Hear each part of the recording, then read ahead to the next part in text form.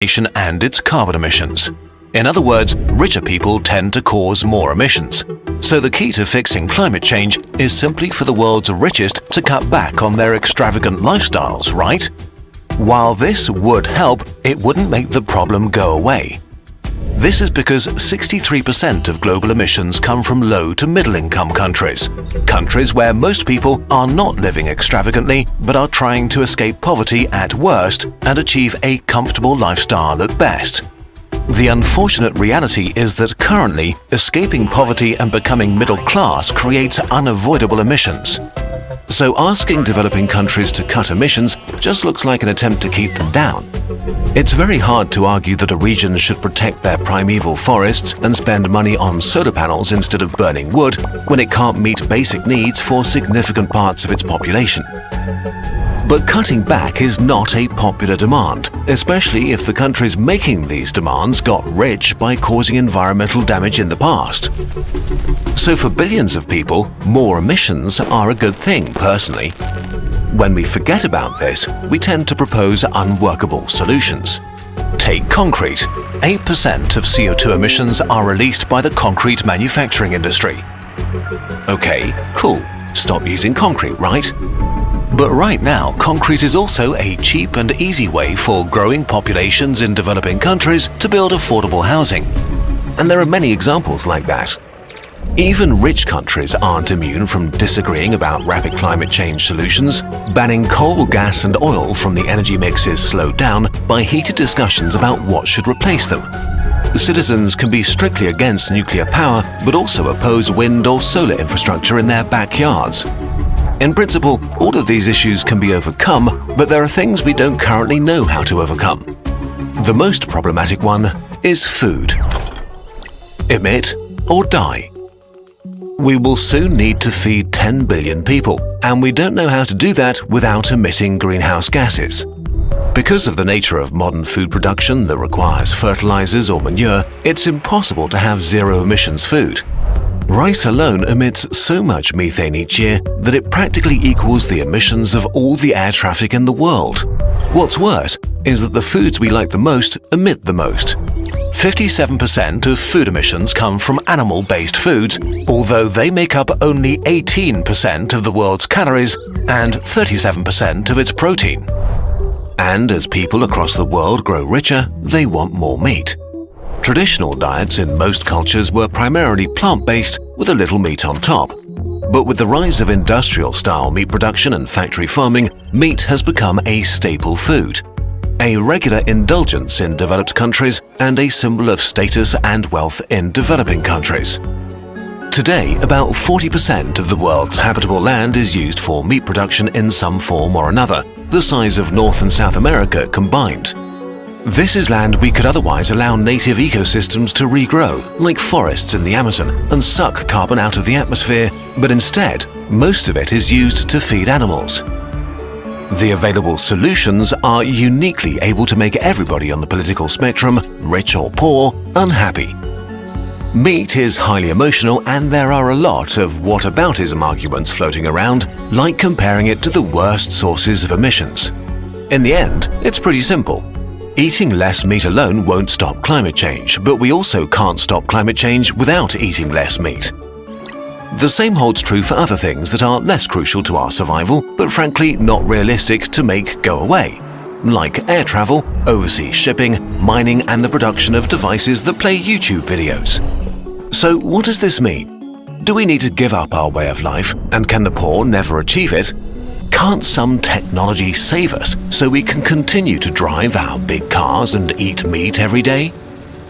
Solutions versus expenses. In principle, this technology already exists. Direct air capture of CO2 draws carbon dioxide from the air so that it can be stored underground or transformed into products. So why aren't we implementing it in every industry everywhere? Because with the technology we have right now, this would cost some $10 trillion per year, or half the United States GDP. This money has to come from somewhere, and currently no one is offering it. Just dumping these costs on massive polluters like steel mills and coal power stations would double the cost of their products, and so these industries that operate on very tight profit margins would go bankrupt. Getting the government to pay for it seems logical, but a lot of state resources are actually tied up doing the opposite, like subsidizing oil and gas, which seems counterintuitive but follows clear incentives. By artificially keeping fuel prices low, shipping and everyday goods are kept artificially cheap too, which has a major social impact on billions of people around the world. That creates political lobbies and incentives that perpetuate a cycle that makes it so hard to stop fossil fuel production. Meanwhile, very costly solutions for a far-off problem, like carbon capture, seem like they can wait, as technically nobody benefits from it right now. Some argue that a move away from capitalism is the only solution to this mess. Others insist that markets should be even freer without any interventions like subsidies, and some suggest that we need what's referred to as degrowth, and to cut back as a species overall. But the truth is, at least as of now, no political system is doing an impressive job at becoming truly sustainable, and none have really done so in the past. We also don't have the time to figure this out and do a lot of experiments. We must implement solutions now. Not just to halt the release of all possible greenhouse gases, but also to start reducing the amount of CO2 in the air. It's too late to just mend our ways, we have to actively correct our past mistakes. With every year we waste, more extreme changes will be unavoidable. Okay, let's take a deep breath. Rapid climate change and the world we live in are complicated, so here is where you, dear viewer, come in again. Could you please fix the climate? A narrative of our time is that we are all responsible for rapid climate change, that everyone needs to play their part. Why don't you buy a new electric car?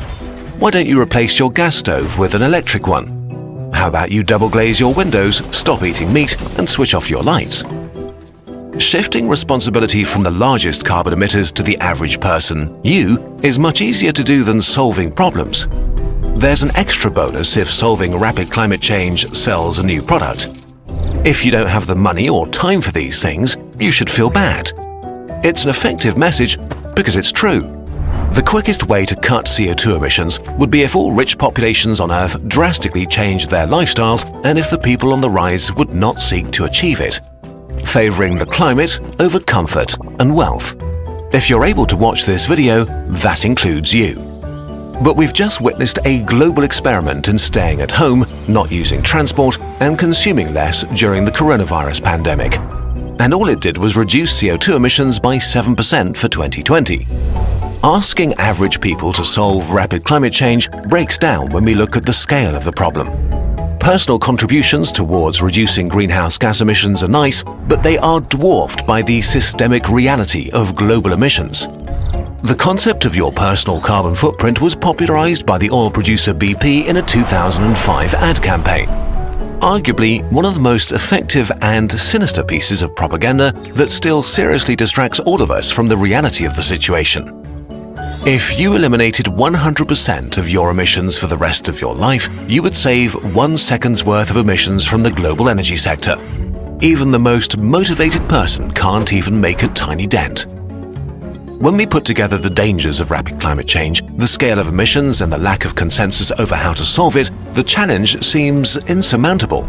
It can cause decision fatigue and moral licensing where you no longer feel bad about behaving in a counterproductive way.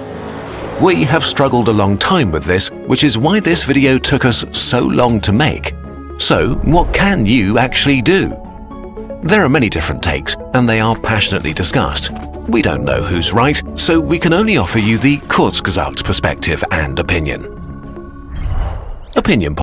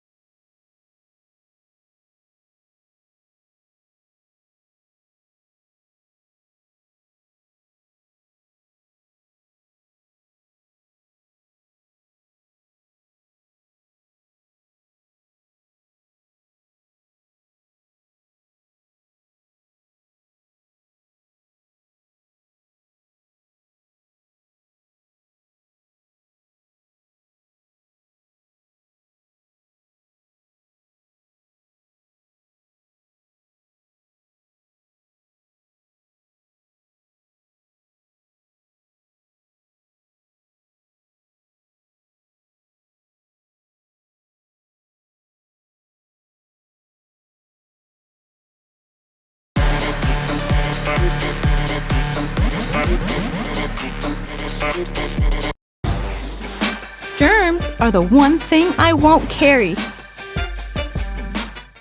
Black holes are one of the strangest things in existence. They don't seem to make any sense at all. Where do they come from? And what happens if you fall into one?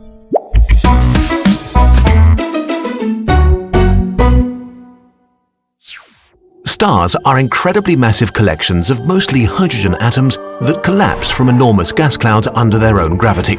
In their core, nuclear fusion crushes hydrogen atoms into helium, releasing a tremendous amount of energy. This energy, in the form of radiation, pushes against gravity, maintaining a delicate balance between the two forces. As long as there is fusion in the core, a star remains stable enough. But for stars with way more mass than our own Sun, the heat and pressure at the core allow them to fuse heavier elements until they reach iron. Unlike all the elements that went before, the fusion process that creates iron doesn't generate any energy. Iron builds up at the center of the star until it reaches a critical amount, and the balance between radiation and gravity is suddenly broken. The core collapses. Within a fraction of a second, the star implodes, moving at about a quarter of the speed of light, feeding even more mass into the core. It's at this very moment that all the heavier elements in the universe are created as the star dies in a supernova explosion. This produces either a neutron star, or if the star is massive enough, the entire mass of the core collapses into a black hole. If you looked at a black hole, what you'd really be seeing is the event horizon. Anything that crosses the event horizon needs to be traveling faster than the speed of light to escape. In other words, it's impossible. So we just see a black sphere reflecting nothing.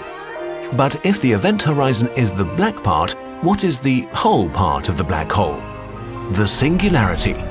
We're not sure what it is exactly. A singularity may be infinitely dense, meaning all its mass is concentrated into a single point in space with no surface or volume, or something completely different. Right now, we just don't know. It's like a dividing by zero error. By the way, black holes do not suck things up like a vacuum cleaner. If we were to swap the Sun for an equally massive black hole, nothing much would change for Earth, except that we would freeze to death, of course. What would happen to you if you fell into a black hole? The experience of time is different around black holes. From the outside, you seem to slow down as you approach the event horizon, so time passes slower for you. At some point, you would appear to freeze in time, slowly turn red, and disappear. While from your perspective, you can watch the rest of the universe in fast forward, kind of like seeing into the future. Right now, we don't know what happens next, but we think it could be one of two things. 1. You die a quick death. A black hole curves space so much that once you cross the event horizon, there is only one possible direction. You can take this literally. Inside the event horizon, you can only go in one direction. It's like being in a really tight alley that closes behind you after each step.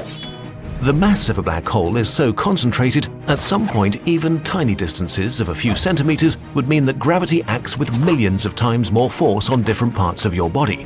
Your cells get torn apart as your body stretches more and more until you're a hot stream of plasma, one atom wide. 2. You die a very quick death. Very soon after you cross the event horizon, you would hit a firewall and be terminated in an instant. Neither of these options are particularly pleasant. How soon you would die depends on the mass of the black hole. A smaller black hole would kill you before you even entered its event horizon, while you probably could travel inside a supermassive black hole for quite a while. As a rule of thumb, the further away from the singularity you are, the longer you live. Black holes come in different sizes. There are stellar mass black holes with a few times the mass of the Sun and the diameter of an asteroid. And then there are these supermassive black holes which are found at the heart of every galaxy and have been feeding for billions of years. Currently, the largest supermassive black hole known is S50014+81, 40 billion times the mass of our Sun. It is 236.7 billion kilometers in diameter, which is 47 times the distance from the Sun to Pluto. As powerful as black holes are, they will eventually evaporate through a process called Hawking radiation. To understand how this works, we have to look at empty space. Empty space is not really empty, but filled with virtual particles popping into existence and annihilating each other again. When this happens right on the edge of a black hole, one of the virtual particles will be drawn into the black hole and the other will escape and become a real particle.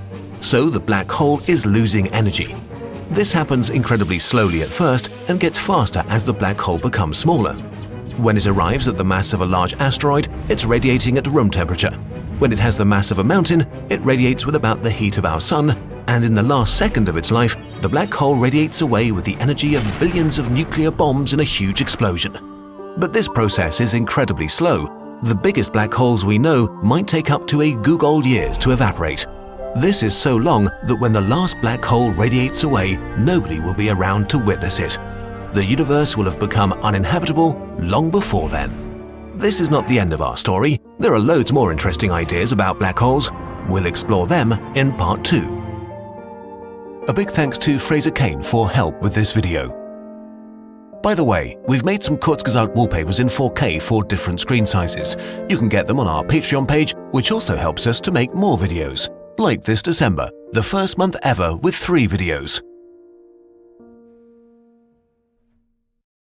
What's it like to learn science on Brilliant? Brilliant gets you hands-on to help you learn by doing. From thermodynamics to optics to quantum light and beyond, you'll see science in a new way. Learn science interactively at brilliant.org.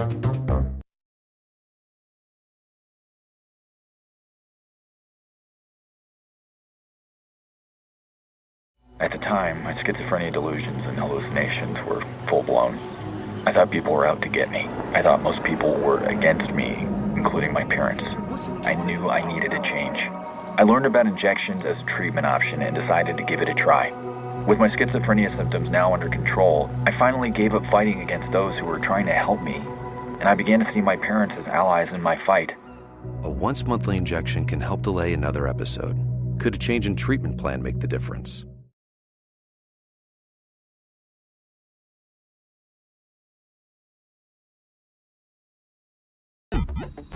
Black holes are the largest collections of pure, violent energy in the universe. If you come too close, they'll devour you and add your energy to their collection. And so, the energy is lost to us forever. Or is it? It turns out there's a universe cheat code. A way of powering civilizations until the very death of everything, or of constructing the largest bomb in the universe. But how? Didn't we learn that all energy is trapped forever in black holes, even light? This is true. Everything you think you know about the weirdest thing in the universe is about to get weirder for one simple reason. Black holes are spinning.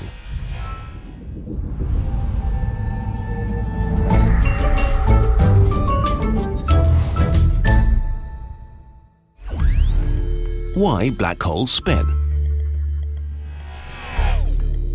When really massive stars die, their cores collapse under their own gravity into black holes. This means something very big becomes very tiny. Like the tiniest anything can be in this universe. But stars are rotating, and a fundamental property of our universe is that things that are spinning don't want to stop spinning. We call this angular momentum. And this angular momentum can't go away. A big thing that spins and becomes smaller spins faster. So, as the core of a star collapses, its momentum makes it spin faster and faster and faster until it collapses into a black hole. And the black hole keeps on spinning, inconceivably fast. Some of them spin millions of times a second. Why spinning black holes are special? Just like non-spinning black holes, spinning black holes have an event horizon and a singularity at their core where all of their mass is concentrated. The singularity is usually described as a single, infinitely small point with no surface area. But points can't rotate, so a rotating singularity can't be a point. Instead, it's a ringularity. A ringularity is a ring with a thickness of 0 and no surface, spinning extremely fast, containing all the mass of the black hole. The black hole is spinning so fast that it morphs space and time itself. It literally drags space with it, such is its power. This creates a new and super weird region of space-time, the ergosphere, which envelops the black hole. If space and time are completely broken inside the event horizon, then they're only half broken inside the ergosphere. Inside the ergosphere, nothing makes sense. It's possible to enter it and then leave it again, but it's probably not a great experience. You can imagine it like this. Falling into a static black hole is like sliding down a hole. Being inside the ergosphere of a spinning black hole is like spiraling down a deadly drain. The black hole transfers its own kinetic energy in the form of rotation to everything that enters the ergosphere. The ringularity makes you dance whether you want to or not. You need to move faster than the speed of light just to stand still here, which is impossible. But here's our cheat code. We can steal this energy. And there's a lot of energy to steal. How to steal energy from a monster. Take the supermassive black hole at the center of the Milky Way. We could steal as much energy from it as every single star in the Milky Way emits in 1 billion years combined. The easiest way to steal this energy is, oddly enough, to drop something into the black hole. We've seen that the ringularity forces energy on us when we enter the ergosphere, which is a lot like being in a whirlpool with space-time rushing around and around. If you're clever, you can use the water to your advantage and swim faster than before. In practice, this means sending a rocket into the ergosphere and making a trade with the black hole. We give it some mass energy and it gives us some of its rotational energy. But it's not a fair trade, we get the better deal.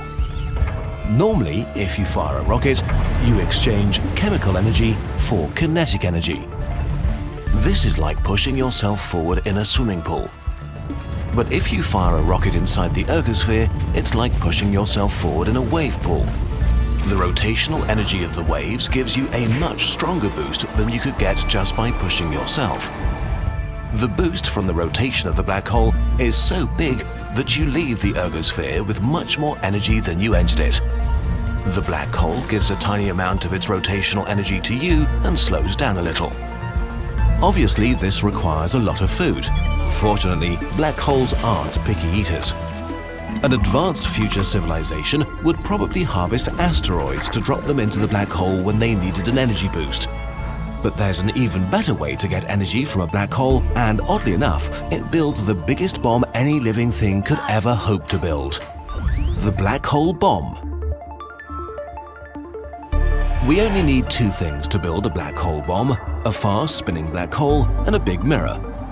The mirror has to completely envelop the black hole, which is similar to a Dyson sphere, a megastructure that harvests the energy of an entire star. Although our mirror would be easier to build. Mirrors are simpler and black holes are much more compact than stars. If we made the mirror 10 centimeters thick, the metal of a big asteroid would probably be enough material for a black hole with the mass of our sun. Once our mirror is in place, we only need to open a window and shoot electromagnetic waves at the black hole. You can imagine what happens next by imagining tossing a ball at a wall and it coming back faster than a bullet. The waves hit the black hole at light speed. A small proportion of the waves falls past the event horizon to disappear forever. But a much larger amount sloshes through the ergosphere, where the black hole forces some of its rotational energy on them and amplifies them. They now begin super radiant scattering, which are fancy science words meaning bouncing around between mirror and black hole and getting stronger. Every time they go around, they are getting exponentially stronger. By opening some windows in the mirror, we can extract the energy from the waves as fast as they grow, which we could use, in theory, to create what would be, for all practical purposes, an endless source of energy for trillions of years. Or we could blow it up. If the waves are not released, they will continue to get stronger and stronger and take more and more energy from the black hole until the mirror shatters.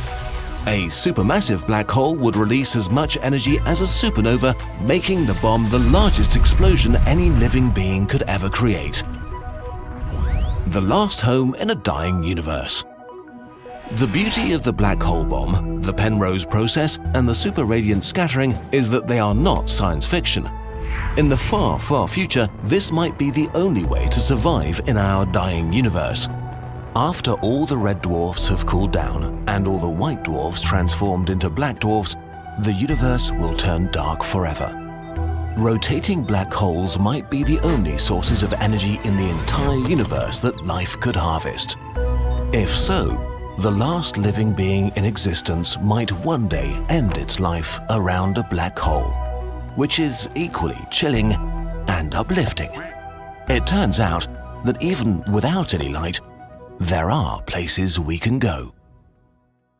Black holes are as interesting as they are mysterious, but there's actually a surprising amount we do know. Using maths, we can calculate things and come up with theories about how we die if we fall into them.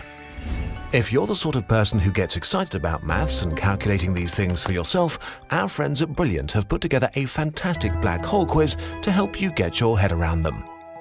Brilliant is a problem-solving website that teaches you to think like a scientist by guiding you through the problems. They take concepts like these, break them up into bite-sized pieces, present clear thinking in each part, and then build back up to an interesting conclusion. If you visit brilliant.org/nutshell or click the link in the description, you can sign up for free and learn all kinds of cool stuff. And as a bonus for Kurzgesagt viewers, the first 688 people will also get 20% off their annual membership.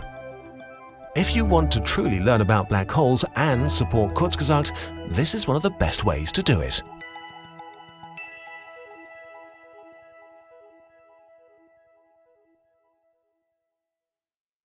We gotta tell people that Liberty Mutual customizes car insurance, so you only pay for what you need. And we gotta do it fast.